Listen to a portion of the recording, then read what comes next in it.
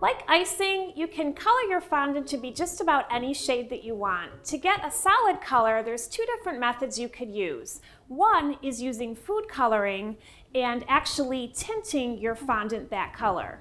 The other option is to take colored fondant and tint fondant.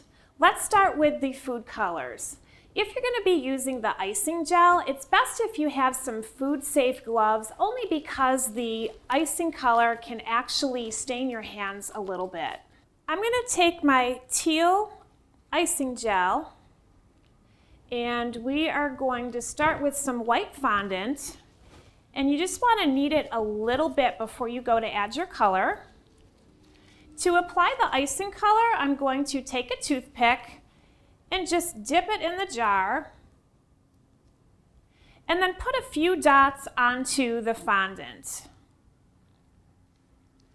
And from there, I'm just going to fold this in, and then I'm just going to keep pulling apart and folding until the color is all mixed in. You could do this also with the color white colors. If you're going to use the color white colors, you can simply take the bottle and just add a drop in like that, and then continue kneading. If you do need to add more color gel, you can do that. Just make sure that you don't double dip with your toothpick. You'll always want to take a fresh toothpick to apply more color to your fondant.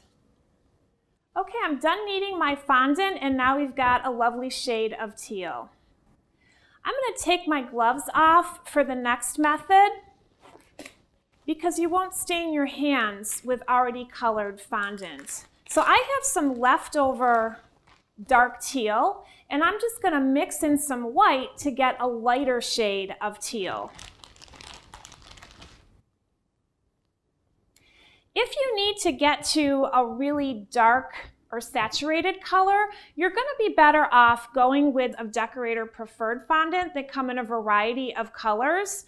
Because if you go to tint fondant, say black, you'll end up adding so much black that it's going to really change the consistency of your fondant. Remember, every time that you add color, you're adding liquid. And when you add liquid, it's going to change the consistency of the fondant. You might end up having to add the whole jar of black. You'll get the results eventually, but your fondant might be so soft you won't be able to use it. And now we have a lighter shade of teal. And that's how you can color fondant with two different methods. Coloring your white fondant is a great way to get those custom colors, but combining your already colored fondant is a perfect way to use up the scraps, so don't get rid of those. You might be surprised at some of the color combinations you can come up with using those scraps.